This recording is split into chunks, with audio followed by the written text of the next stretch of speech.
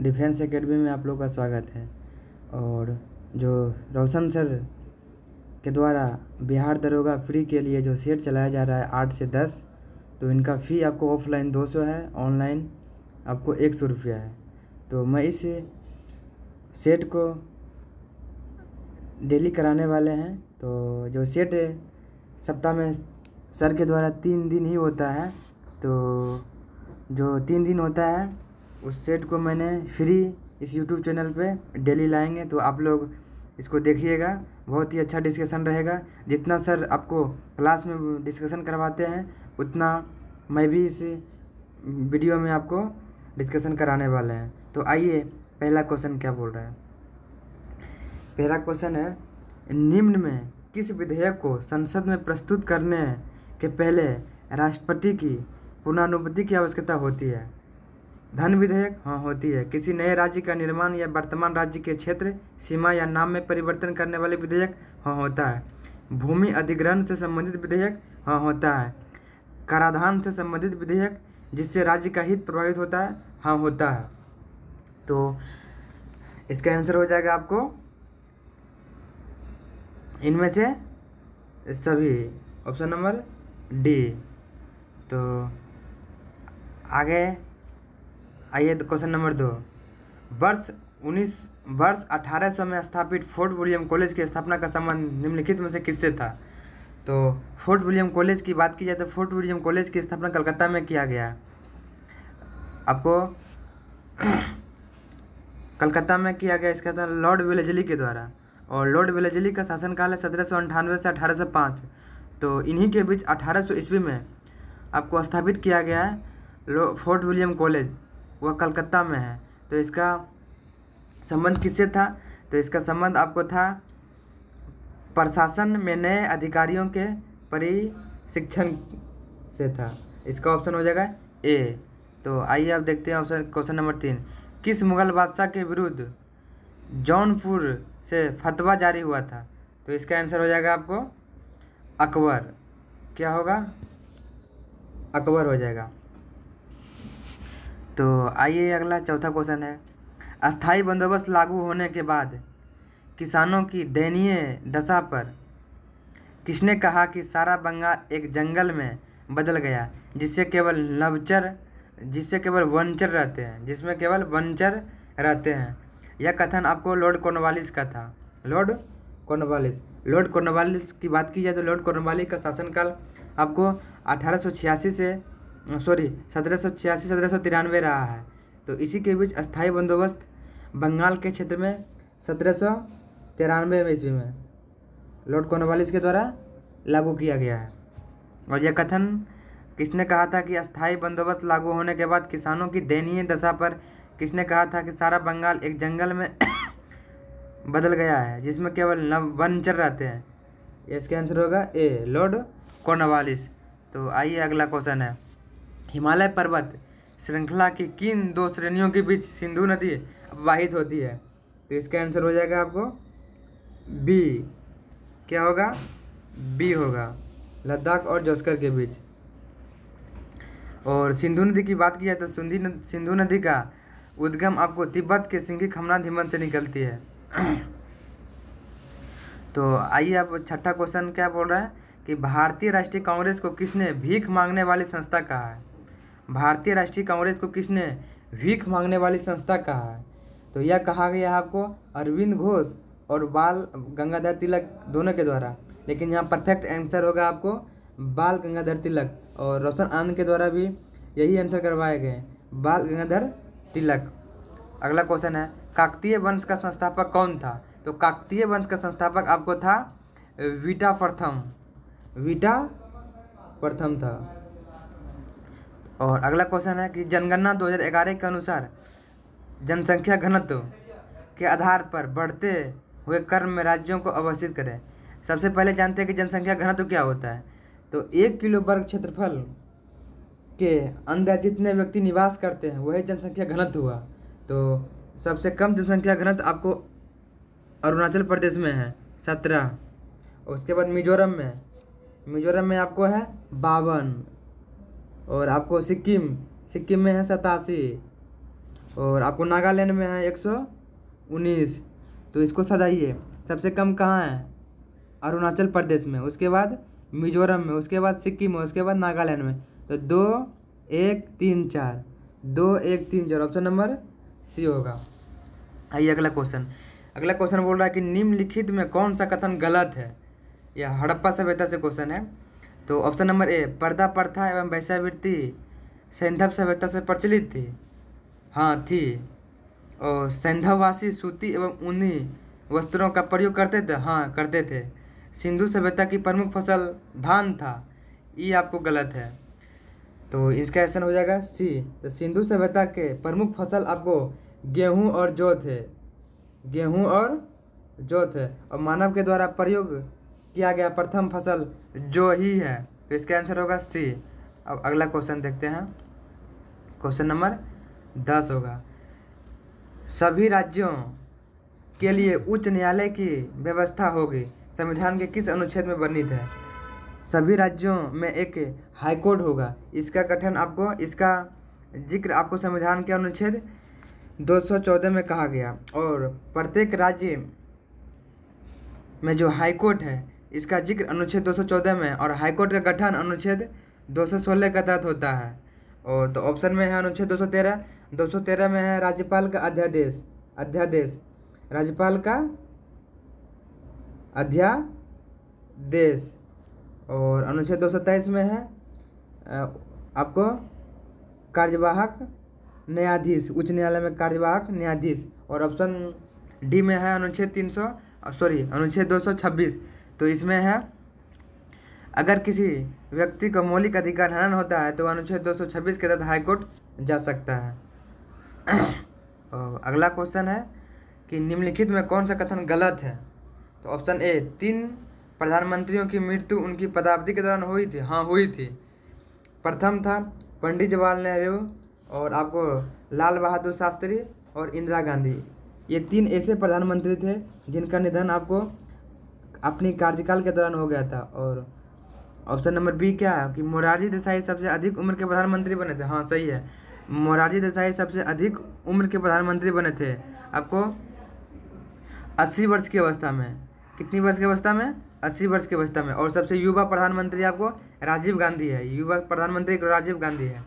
Option number सी, cabinet मंत्रियों में सबसे बड़ा कार्यकाल जगजीवन राम का रहा है। हाँ जगजीवन राम का रहा है, लगभग 30 वर्ष से अधिक तक का रहा है। 30 वर्ष से अधिक तक का रहा है।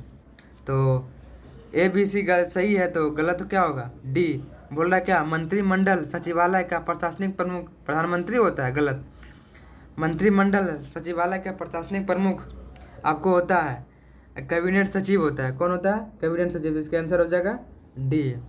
तो आइए आगे देखते हैं। आगे बोल रहा है कि निम्नलिखित में से किसने सिविल सेवा परीक्षाओं में प्रवेश की अधिकतम आयु सीमा 21 से घटाकर 19 कर दिया है? यह किया था लॉर्ड लिटन। और लॉर्ड लिटन का शासनकाल था आपको 1876 से 1880। और लॉर्ड कैनिंग का शासनकाल 1856 से 1862। इन्हीं के शासनकाल में आपको 1857 की क्रांति हुई थी। लॉर्ड रीडिंग का शासनकाल है 1921 से 1926। यह एकमात्र यहूदी बादशाह रहे थे। तो इसका आंसर होगा ए। अगला क्वेश्चन है, निकोलो कोंटी निम्न में से किस शासक के समय विजयनगर आया था? तो निकोलो कोंटी आया था आपको देवराय प्रथम के शासनकाल में। किसके शासनकाल में? देवराय प्रथम के शासनकाल में। अब अगला क्वेश्चन है, नीचे दिए गए घटना तथा उसके तिथि का सही मिलान करें। ऑप्शन ए, रोलेक्ट एक्ट आपको आया था 18-19 मार्च 1919 में। और रोलेक्ट सत्याग्रह आया था 6 अप्रैल 1919 में। भारतीय राष्ट्रीय कांग्रेस का अमृतसर अधिवेशन, तो आप लोग का पता ही होगा कि कांग्रेस का अधिवेशन हमेशा दिसंबर माह में होता था। तो भारतीय राष्ट्रीय कांग्रेस का अमृतसर अधिवेशन 2 दिसंबर 1919 को, और जालियांवाला हत्याकांड 13 अप्रैल 1919 का। तो इसका आंसर हो जाएगा आपको 1, 2, 4 और 3। 1, 2, 4 और 3। 1, 2 और 4 और 3। 1, 2, 4 और 3 ऑप्शन नंबर इसका हो जाएगा ऑप्शन नंबर डी।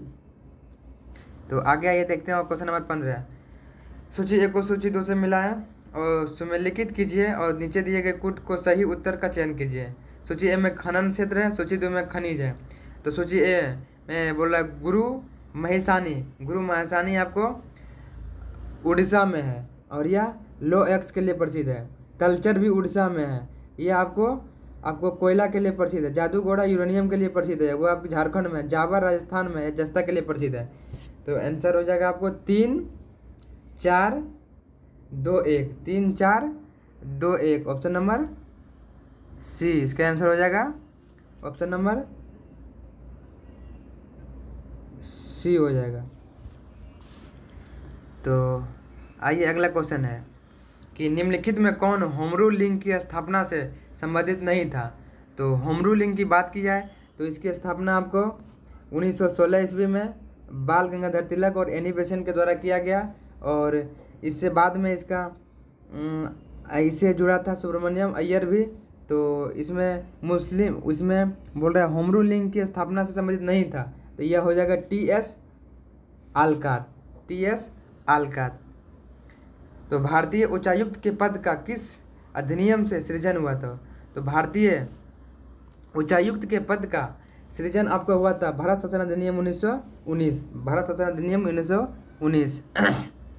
कौन सी विद्युत चुम्बकीय तरंग नहीं है। तो आप लोग का पता ही होगा कि यह ध्वनि है। ध्वनि आपको एक अनुदैर्ध्य तरंग है। द्विपक्षीय अभ्यास उदार शक्ति भारत और किस देश के बीच हुआ है। उदार शक्ति आपको हुआ है भारत और मलेशिया के बीच। और अगला क्वेश्चन है कि मलयालम सिनेमा की किस एक्ट्रेस की 120वीं जयंती पर गूगल ने डूडल के माध्यम से श्रद्धांजलि दी है। तो इसका आंसर हो जाएगा आपको पिक्के रोजी। प्रतिवर्ष पूरे भारत में 25 दिसंबर को सुशासन दिवस किनके जन्म दिवस पर मनाया जाता है। किनके जन्म दिवस पर मनाया जाता है। तो आपको हो जाएगा अटल बिहारी वाजपेयी। और अटल बिहारी वाजपेयी की बात की जाए तो अटल बिहारी वाजपेयी का जन्म हुआ था 25 दिसंबर 1924 को मध्य प्रदेश में और इनका निधन हुआ 16 अगस्त 2018 को दिल्ली में। भारत का पहला 3x प्लेटफॉर्म पवन टरबाइन जनरेटर द्वारा किस राज्य में स्थापित किया जा रहा है। तो इसका आंसर हो जाएगा आपको कर्नाटक। कहाँ हो जाएगा? कर्नाटक। प्राकृतिक में नहीं पाया जाने वाला कच्चा माल, यह आपको हो जाएगा विनाइल क्लोराइड। बेराइड्स है आपको BaSO4। नैदुम्मा पुरस्कार के प्रायोजक हैं नैदुम्मा पुरस्कार। नैदुम्मा पुरस्कार की बात की जाए तो इसकी शुरुआत आपको 1986 में हुआ था और यह है आपको संबंधित आपको भारत जापान फ्रेंडशिप एसोसिएशन से। Option number D. Question number 26 है निम्न में से कौन सा सदा उस वस्तु की छोटी छवि बनाएगा जो उसके सामने रखी जाए। यह आंसर हो जाएगा इसका उत्तल दर्पण। क्वेश्चन नंबर 27 अल्फा कण एवं बीटा कण के उत्सर्जन से थोरियम और बेरिलियम में बदलता है। तो अल्फा और बीटा कणों की संख्या ज्ञात करें। तो आप लोग को पता ही होगा कि एक अल्फा कण के उत्सर्जन से आपको परमाणु संख्या में 2 की कमी और परमाणु द्रव्यमान में 4 की कमी होती है और एक बीटा कण के उत्सर्जन से आपको परमाणु संख्या में 1 की वृद्धि और द्रव्यमान संख्या में 9 चेंज होता है। तो इसे आप निकालिएगा। तो पहले था थोरियम 90 232, अब हो गया था बेरिलियम 83 216। तो इसे निकालिएगा तो आएगा आंसर आपको 4 अल्फा और 1 बीटा। Option number C. 74वें गणतंत्र दिवस परेड में कुल कितनी झांकियों का प्रदर्शन किया गया। तो कुल 23 झांकी का। निम्न में से कौन तृतीय श्रेणी के उत्तोलक का उदाहरण नहीं है। तो तृतीय श्रेणी का उत्तोलक का उदाहरण नहीं है पिलास। यह होगा प्रथम श्रेणी का उत्तोलक हो जाएगा। और अमीनो एसिड के 4 प्रमुख तत्व कौन कौन से हैं। अमीनो एसिड अमीनो एसिड के 4 प्रमुख तत्व है आपको कार्बन, हाइड्रोजन, ऑक्सीजन और नाइट्रोजन हो जाएगा। हाल ही में किस एयरलाइंस ने GMR दिल्ली एयरपोर्ट का safety performer of the year जीता है? ये इसका हो जाएगा आंसर आपको स्पाइस जेट। और ये अगला क्वेश्चन है आपको, हाल ही में किस सार्वजनिक क्षेत्र के बैंक ने किसान पुष्प योजना के तहत गरुड़ एरोस्कोप के साथ भागीदारी की है? गरुड़ एरोस्कोप, तो इसका union bank of India. Hepatitis B निम्नलिखित में से किसके कारण होने वाला एक संक्रामक रोग है जो यकृत को प्रभावित करता है? हेपेटाइटिस बी, तो हेपेटाइटिस बी होता है वायरस के द्वारा। ब्रांड गॉर्जियनशिप इंडेक्स 2023 में किस भारतीय को ग्लोबल लेवल पर दूसरी रैंक प्राप्त हुई है? तो हुई है आपको मुकेश अंबानी को। पुरुषों के विश्व कप खेल में पहली महिला रेफरी कौन बनी है? पहली महिला रेफरी बन गई है स्टेफनी बन गई है। अगला क्वेश्चन, हाल ही में किस संस्था ने केंद्रीय उत्पाद शुल्क और सेवा कर समझौते आयोग की स्थापना की है? CBIC। भारत ने किस देश के साथ माइग्रेशन और मोबिलिटी पर संयुक्त घोषणा पत्र पर हस्ताक्षर किया है? तो फिनलैंड। किसने किया है? फिनलैंड ने किया है। राइट टू रिपेयर पोर्टल किस केंद्रीय मंत्री द्वारा लॉन्च किया है? राइट टू रिपेयर पोर्टल यह आपको लॉन्च किया गया पीयूष गोयल के द्वारा। प्रतिष्ठित डॉक्टर कलाम सेवा पुरस्कार किसे सम्मानित किया गया है? रवि कुमार सागर को। किसे भारतीय राष्ट्रीय राजमार्ग प्राधिकरण NHAI का नया अध्यक्ष नियुक्त किया गया? इसका अध्यक्ष नियुक्त किया गया आपको संतोष कुमार यादव को। कैलाश पर्वत को हिलाता रावण भारतीय मूर्तिकला का उत्कृष्ट कृतियों में से एक है जो यहाँ पाई गई है आपको एलोरा की गुफाएं में। कहाँ पाई गई है आपको? एलोरा की गुफाएं में। सूची 1 को सूची 2 से मिला है, तो विजय घाट आपको हो जाएगा लाल बहादुर शास्त्री। अभय घाट मोरारजी देसाई। चैत्रा भूमि हो जाएगा आपको भीमराव अंबेडकर। कर्म भूमि हो जाएगा शंकर दयाल शर्मा। तो इसका आंसर हो जाएगा आपको डी। पर्यावरण विभाग की स्थापना कब हुई है? पर्यावरण विभाग की स्थापना आपको 1980 में हुई है। अनिषेक फल वह है जिसमें होते हैं बिना परागन और निषेचन के बना फल। ऑप्शन नंबर सी। गोवा के मोपा इंटरनेशनल एयरपोर्ट का नाम किसके नाम पर रखा गया? तो इसका नाम रखा गया आपको मनोहर पर्रिकर के नाम पे। पृथ्वी तल से किसी वस्तु का पलायन वेग निम्नलिखित पर निर्भर करता है। यह करता है आपको प्रक्षेपण किए गए जाने के स्थान पर। 47 बॉलीवुड की भाई बूढ़ी महिला ग्रैंड ओल्ड लेडी किसे कहा जाता है? ग्रैंड ओल्ड लेडी कहा जाता है आपको जोहरा सेरेगल को। G7 संगठन देश का 49वां बैठक कहाँ हुआ है? इसका 49वां बैठक आपको हुआ जापान में। और G7 की स्थापना आपको 1975 में हुआ है।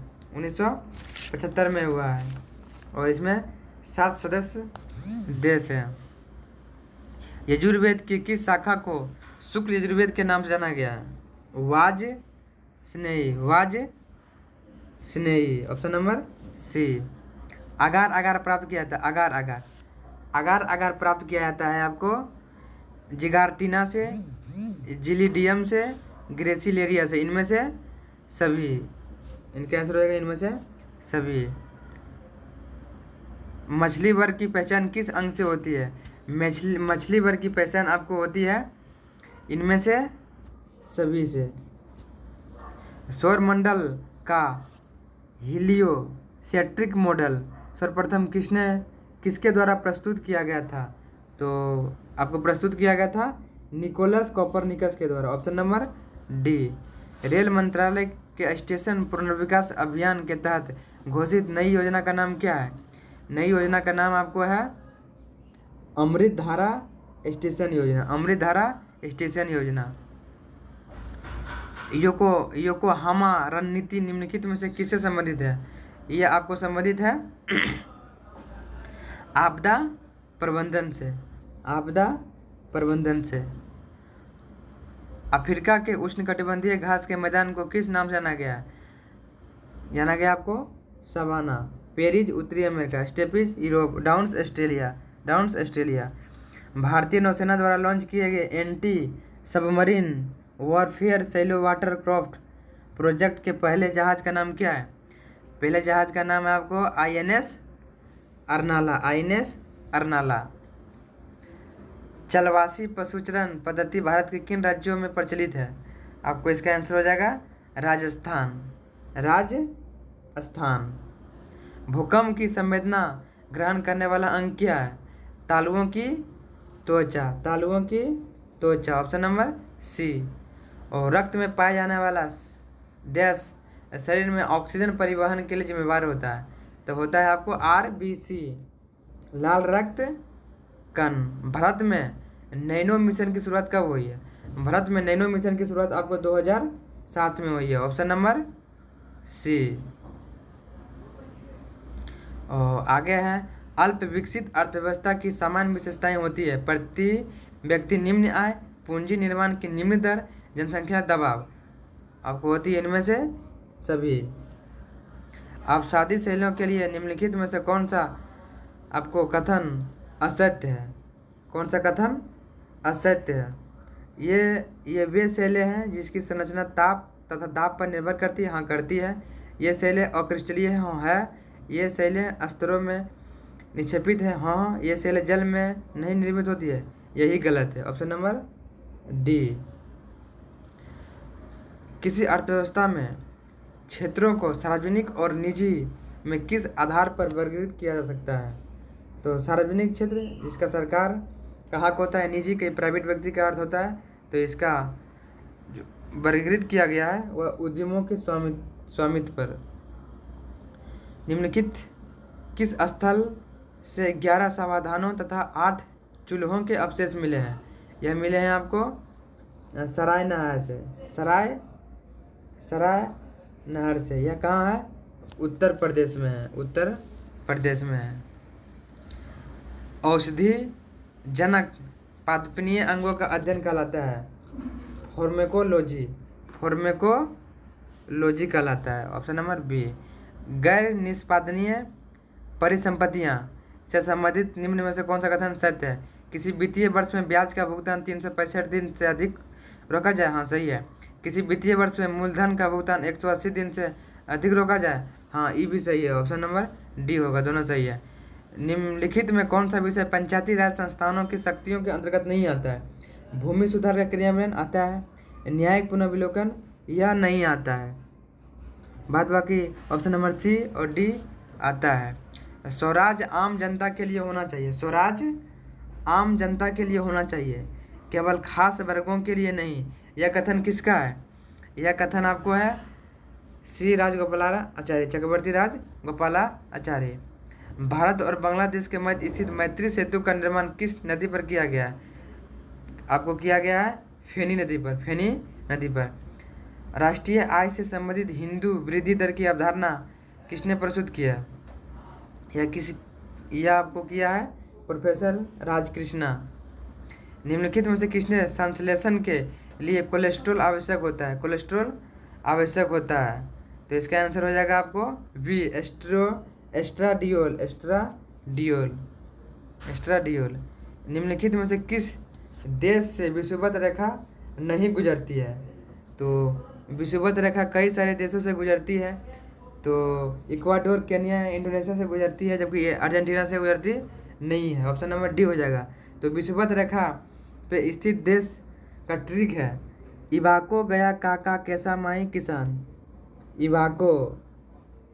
इबाको गया काका, कैसा माई किसान, कैसा माई किसान। तो ई से हो गया इक्वाडोर, वो से हो गया ब्राज़ील, को से हो गया कोलंबिया, और गो से हो गया गैबोन, यो से हो गया युगांडा, को से हो गया कांगो, अगला को से हो गया कांगो गणराज्य, कैसा को से हो गया केन्या, सो से हो गया सोमालिया, मो से हो गया मालदीव, यो से हो गया इंडोनेशिया, उसके बाद को से हो गया किरिबाकी, सो से साओ टोप, नो से नोरू। यह देश आपको विषुवत रेखा पर स्थित है। तो अगला क्वेश्चन है, भारत में कृषि उत्पादों से संबंधित बाजार का विनियमन कौन करता है? बाजार का विनियमन कौन करता है? तो इसका आंसर हो जाएगा आपको ऑप्शन नंबर सी, कृषि उत्पाद बाजार समिति अधिनियम, कृषि उत्पाद बाजार समिति अधिनियम। और अगला क्वेश्चन है, निम्नलिखित में से किसमें उच्चतम न्यायालय के न्यायाधीशों को नियुक्ति में कार्यपालिका विधायिका एवं मुख्य न्यायाधीश की भागीदारी की अनुशंसा की गई है? इसमें की गई है आपको द्वितीय प्रशासनिक सुधार आयोग, और इसकी स्थापना आपको 2005 में हुई है, 2005 में हुई है। इसकी अध्यक्षता था वीरप्पा मोइली। द्वितीय प्रशासनिक सुधार आयोग का स्थापना 2005 में हुआ था, इसका अध्यक्ष है वीरप्पा मोइली। अगला क्वेश्चन है, मुस्लिम लीग द्वारा किस वर्ष पाकिस्तान की स्थापना की मांग करने वाला प्रस्ताव पारित किया गया था? किया गया 1940 में। और मुस्लिम लीग का जो 1940 में यह अधिवेशन लाहौर में हुआ था, लाहौर में हुआ था। और इस अधिवेशन की अध्यक्षता किया था, आपको किया था मोहम्मद अली जिन्ना, मोहम्मद अली जिन्ना। तो अगला है, लाली वन्यजीव अभयारण्य किस राज्य में स्थित है? लाली वन्यजीव अभयारण्य आपको अरुणाचल प्रदेश में स्थित है। कहाँ है? अरुणाचल प्रदेश में स्थित है। वह व्यक्ति कौन है जो राज्यसभा का सदस्य होते हुए राज्यसभा तथा लोकसभा दोनों में बोल सकता है? तो इसका आंसर होगा आपको वे मंत्री जो राज्यसभा का सदस्य हो, वे मंत्री। अगर कोई मंत्री है, चाहे वह राज्यसभा का सदस्य हो या लोकसभा का सदस्य हो, वह दोनों सदन में जाकर बोल सकता है, बैठ सकता है। भारतीय संविधान के किस संशोधन अधिनियम के तहत उच्च न्यायालय के न्यायाधीशों की सेवानिवृत्ति की आयु 60 वर्ष से बढ़ाकर 62 वर्ष की गई थी? पहले 60 वर्ष थी, बाद में बढ़ाकर 62 वर्ष की गई है, अभी भी 62 वर्ष है। यह किया गया 15वां संविधान संशोधन अधिनियम के तहत। भारतीय राष्ट्रीय कांग्रेस के जिस अधिवेशन में वंदे मातरम की पहली बार गाया गया, उसकी अध्यक्षता किसने की है? तो बात की है तो वंदे मातरम पहली बार गाई गई है आपको 1896 का कोलकाता अधिवेशन, और इस अधिवेशन की अध्यक्षता किया था रहीमतुल्लाह सियानी। और अगला है वंदे मातरम, और वंदे मातरम हो गया। अब है जन गण मन, यह आपको गाया गया था पहली बार 1911 के कलकत्ता अधिवेशन में, और इस अधिवेशन की अध्यक्षता कौन थे? पंडित भीषण नारायण धर। तो इसका आंसर होगा बी। हाउ डेमोक्रेसी डाई नामक पुस्तक जो दुनिया में वर्तमान लोकतंत्र की स्थिति प्रस्तुत करती है, का लेखक कौन है? इसका लेखक है आपको स्टीवन लेविस्टस्की। फॉलबैक शब्द निम्नलिखित में किस देश से संबंधित है? फॉलबैक शब्द आपको है कुश्ती से। किससे है? कुश्ती से। निम्नलिखित में से कौन जुड़वा अभाज्य संख्याओं का युग्म है? तो इस मैथ है, इसको बनाइएगा। इसका आंसर आया है ऑप्शन नंबर ए। और अगला है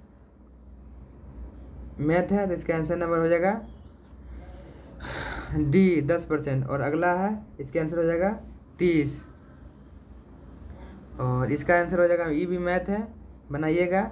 इसका आंसर हो जाएगा आपको 954। और ये भी रीजनिंग है, इसका नंबर हो जाएगा, इसका आपको आंसर हो जाएगा 34। क्या होगा? 34। अब आगे आते हैं।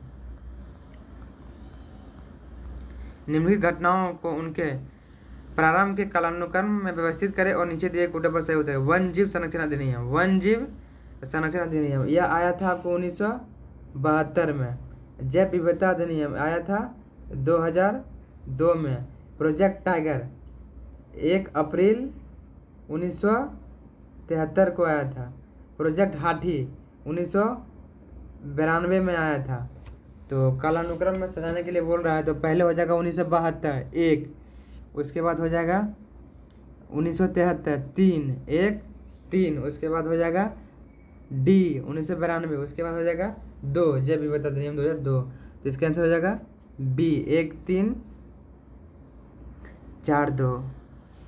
दक्षिण का नीरो कैसे कहते हैं? यह क्वेश्चन आपको अधूरा है, यह क्वेश्चन आपको क्या है? अधूरा है। तो यहाँ ऑप्शन नंबर बी में बना लीजिएगा, इमाम दासा के काट के आपको हुमायूं शाह। तो दक्षिण का नीरो किसे कहा जाता है? तो इसका आंसर हो जाएगा हुमायूं शाह को। और अगला क्वेश्चन है, गांधी जी की आत्मकथा the story of my experiment with truth मूल रूप से गुजराती में लिखी गई है। महात्मा गांधी की आत्मकथा क्या है? माई एक्सपेरिमेंट विथ ट्रूथ है। यह किस में लिखा गया? गुजराती भाषा में। लेकिन इसको अंग्रेजी में अनुवाद किसने किया? इसको अंग्रेजी में अनुवाद किया महादेव देसाई ने। किसने किया? महादेव देसाई ने। और महादेव देसाई को गांधी जी का निजी सचिव भी कहा था। गांधी जी का निजी सचिव किसे कहा जाता है? महादेव देसाई को। और अगला है नागालैंड, यह राज्य है और उसके बाद गठन है। नागालैंड का गठन 1963 में हुआ, सही है। गोवा का 1987 में, सही है। सिक्किम का 1974, गलत। सिक्किम का स्थापना 1975 में 22वां संविधान संशोधन के तहत हुआ था। और मिजोरम 1987, सही है। गोवा, मिजोरम और अरुणाचल प्रदेश का गठन 1987 में हुआ था। नागालैंड 1963, सही है। सिक्किम 1974 नहीं बल्कि 1975, और यह 22वां राज्य बना था सिक्किम। और सिक्किम आपको 36वां संविधान संशोधन के तहत 36वां संविधान संशोधन के तहत राज्य बनाया गया था। दिल्ली षड्यंत्र से संबंधित मामले में किसे फांसी नहीं मिली है? तो दिल्ली षड्यंत्र की बात की जाए तो यह आपको लॉर्ड हार्डिंग पर बम फेंकने को लेकर जो षड्यंत्र हुआ था उसे दिल्ली षड्यंत्र केस कहा जाता है। इसमें आपको मास्टर आमिर चंद, बाल मुकुंद और अवध बिहारी और एक और था आपको बाल वसंत था। तो इसमें कौन नहीं था? आपको रास बिहारी बोस नहीं था। भारत के संचित निधि के भारित खर्च पर, भारत के संचित निधि के भारित खर्च पर, तो भारित खर्च पर क्या हो जाएगा? इसका आंसर हो जाएगा आपको ऑप्शन नंबर डी, संसद बहस तो कर सकते हैं परंतु मतदान नहीं। भारत की संचित निधि के भारित खर्च पर संसद बहस कर सकती है परंतु मतदान नहीं कर सकती है। एग्जिट पोल कब जारी किया था? एग्जिट पोल आपको चुनाव के तुरंत बाद जारी किया था, चुनाव के तुरंत बाद। उत्तर प्रदेश का सोनभद्र जिला निम्नलिखित में से किन राज्य को स्पर्श नहीं करती है? तो उत्तर प्रदेश का सोनभद्र जिला यह भारत का एकमात्र ऐसा जिला है जो 4 राज्यों के साथ सीमा बनाती है। मध्य प्रदेश और उसके बाद छत्तीसगढ़, बिहार, झारखंड। मध्य प्रदेश, छत्तीसगढ़, बिहार, झारखंड से बनाती है, लेकिन उड़ीसा से नहीं बनाती। ऑप्शन नंबर डी हो जाएगा। संलग्न क्षेत्र मंडल यह बेसलाइन से कितनी दूरी पर स्थित है? तो बात की जाए तो संलग्न, तो इसका आंसर तो हो जाएगा आपको 24 मील। लेकिन एक होता है आपको प्रादेशिक क्षेत्र मंडल, तो प्रादेशिक क्षेत्र मंडल हो जाएगा 12 समुद्री मील, और संलग्न क्षेत्र मंडल हो जाएगा 24 समुद्री मील। और एक होता है अन्यन क्षेत्र मंडल, हो जाएगा आपको 200 समुद्री मील। तो इसका आंसर हो जाएगा बी, 24 समुद्री मील संलग्न क्षेत्र मंडल में। नयागढ़ पहाड़ियाँ कहाँ स्थित है? नयागढ़ पहाड़ियाँ आपको उड़ीसा में स्थित है। कहाँ है? उड़ीसा में। प्रमुख सांस्कृतिक एवं पर्यटन स्थल धर्मशाला किस घाटी में से? धर्मशाला हिमाचल प्रदेश में है और यह कांगला घाटी में है। कुल्लू घाटी, कांगला घाटी, स्पीति घाटी, लाहौल घाटी सब आपको हिमाचल प्रदेश में स्थित है, लेकिन धर्मशाला कहाँ है? कांगला घाटी में। बरखान का निर्माण किस प्रक्रम के द्वारा होता है? बरखान का आपको निर्माण होता है पवन के द्वारा। अगला है विश्व आपदा नियंत्रण दिवस कब मनाया जाता है? विश्व आपदा नियंत्रण दिवस मनाया जाता है आपको 13 अक्टूबर को। भारत का प्रथम सुपर कंप्यूटर कौन था? तो भारत का प्रथम सुपर कंप्यूटर था परम 8000, ऑप्शन नंबर ए। तो दोस्त ये वीडियो आपको अच्छा लगा होगा तो वीडियो को शेयर करें और चैनल को सब्सक्राइब करें। इसी तरह मैंने आपको हर सेट लेके आएंगे और इस जो रोशन आनंद सर के द्वारा कराया जाता है यह सेट MWF को। तो मैंने एक जैसे कि MWF को सर कराते हैं तो हम इसको लाएंगे TTS में। तो यह सप्ताह में 3 दिन होगा और सर भी सप्ताह में 3 दिन कराते हैं तो फ्री ही मिलेगा आपको पूरा डिस्कशन। तो इसी के साथ मैं इस वीडियो को समाप्त करता हूँ। जय हिंद।